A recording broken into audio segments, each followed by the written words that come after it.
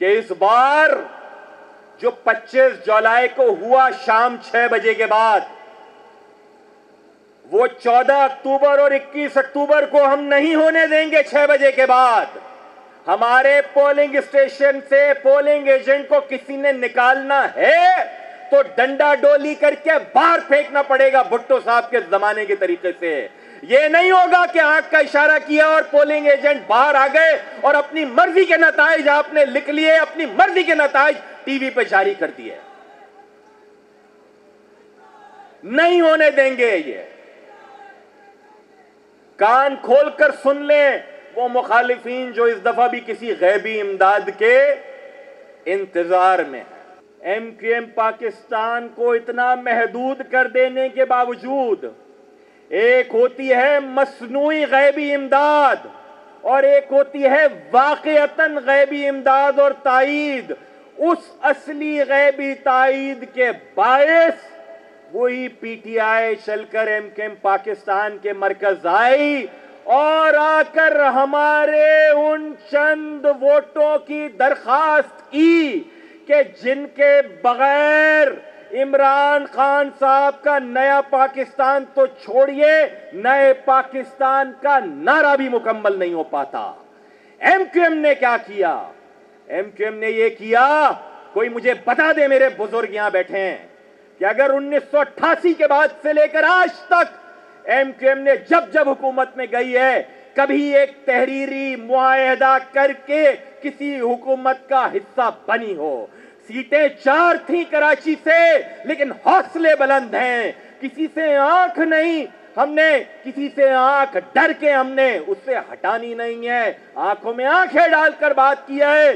तो अपने लोगों के लिए, अपने शहर के लिए, अपने शहर के वसाइल के लिए, अपने शहर के मसाइल के लिए, यहाँ के बच्चों के रोजगार के लिए, तो माओ के लापता बच्चों की वापसी के लिए, अगर यहाँ सनतें लगाने के लिए, तो जब पुलिस गर्दी की सनत यहाँ पे चल पड़ी उसके खात्मे के लिए बात की। वो तहरीरी मुआहदा छुप कर नहीं किया है, लोगों के सामने रखा है, उस पर बात करते हैं, अपना हक लेने की बात की है।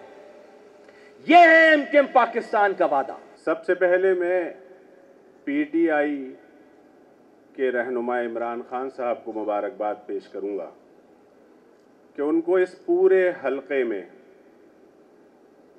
NA 243, जिसमें मुहाजिरों की या उर्दू बोलने वालों की अक्सरियत है, उसमें उन्हें कोई उर्दू बोलने वाला कैंडिडेट नहीं मिला और उन्होंने आलमगीर खान महसूद को यहाँ पर अपना कैंडिडेट बनाया। ये मैं उनको मुबारकबाद ही दे सकता हूँ कि कितना उनको कराची के लोगों का दर्द है और उनको कितनी फिक्र है कराची के लोगों से। जो गैस के नर्ख बढ़ाए गए हैं, हम उससे इत्तफाक नहीं करते, उससे अवाम बराह रास्त मुतासिर होंगे और इसी तरह के और इक़दामात अगर होंगे तो हम बबांगे दोहल इस बात का इजहार करेंगे और बताएंगे हुकूमत को भी कि ये पॉलिसीज़ दुरुस्त नहीं हैं। उन्होंने हातम ताई की कब्र पर लात मारकर 50 अरब का ऐलान कर दिया कि 50 अरब जो है कराची को दिए जाएंगे। कब दिए जाएंगे, कैसे दिए जाएंगे, क्या उसका तरीक़ाकार होगा, क्या मैकेनिज़्म होगा, कुछ नहीं पता। और क्या ये शहर जो 3 करोड़ की आबादी का शहर है, इस 50 अरब से इस कराची शहर का कोई भी मसला हल हो सकेगा? मैं समझता हूं कि इससे आंसू भी नहीं पूछेंगे। आपके एक वजीर मौसूफ ये कहते हैं कि 5 साल के लिए सऊदी अरब 5 साल के लिए सऊदी अरब जो है वो तेल उधार पर देगा। मुझे इसका तरीक़ाकार नहीं मालूम, लेकिन मैं ये समझने से कासिर हूँ कि 5 साल तक आप तेल सऊदी अरब से उधार लेंगे तो इसका मतलब है 5 साल के बाद जो नई गवर्नमेंट आएगी आपका उधार उसको चुकाना पड़ेगा। तो आप कौन सा बड़ा कारनामा अंजाम दे रहे हैं? तो अवाम से ये दरख्वास्त है कि जो दावे किए जा रहे थे उन दावों के ऊपर अमल नहीं हो रहा है।